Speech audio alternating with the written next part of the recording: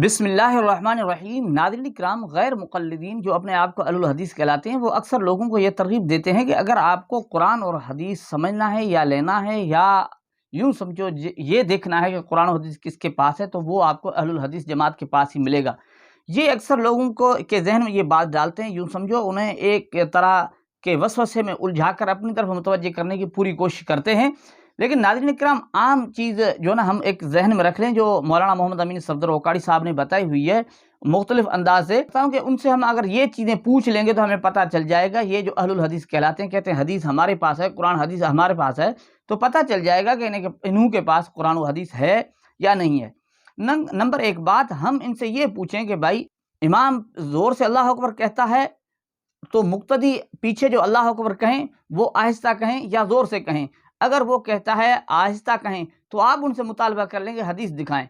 अगर वो कहते हैं ज़ोर से कहें तो आप उन्हें कह दें कि हदीस दिखाएं। दूसरा ये हम सवाल पूछ लें कि अगर वहाँ भूल कर मुक्तदी अल्लाह अकबर की जगह कोई और अल्फाज ले लें, अल्हम्दुलिल्लाह कह दें, सुबहानल्लाह कह दें, या कोई और लफ्ज़ ले लें, तो क्या उनकी नमाज हो जाएगी? अगर वो कहते हैं हो जाएगी तो आप उनसे मुतालबा करें कि हदीस दिखाएं। अगर वो कहते हैं कि नहीं होगी तो भी आप उनसे मुतालबा करें कि हदीस दिखाएं। उनसे ये सवाल पूछ लें कि अल्लाह अकबर कहने के बाद जो हम इनफरादी तौर नमाज पढ़ रहे हैं या पीछे मुक्तदी बनकर नमाज पढ़ रहे हैं और सना पढ़ते हैं, तो सना हम हमेशा बुलंद आवाज़ से कहें या हमेशा आहिस्ता आवाज़ से कहें?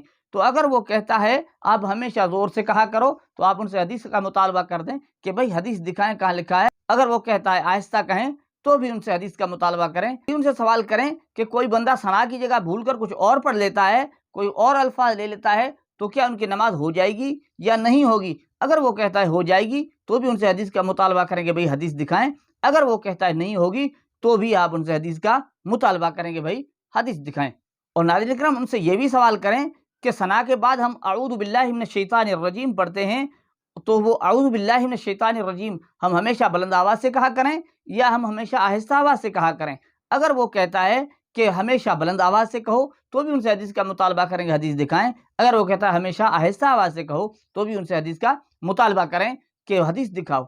अब वहाँ आप ये भी सवाल कर लें कि हम भूल गए, हम ताउज़ नहीं पढ़ सके, अऊज़ु बिल्लाहि मिनश शैतानिर रजीम नहीं पढ़ सके, तो क्या हमारी नमाज हो जाएगी या नमाज नहीं होगी? अगर वो कहता है नमाज हो जाएगी तो हदीस का मुतालबा करें। अगर वो कहता है नमाज नहीं होगी तो भी हदीस का मुतालबा करें।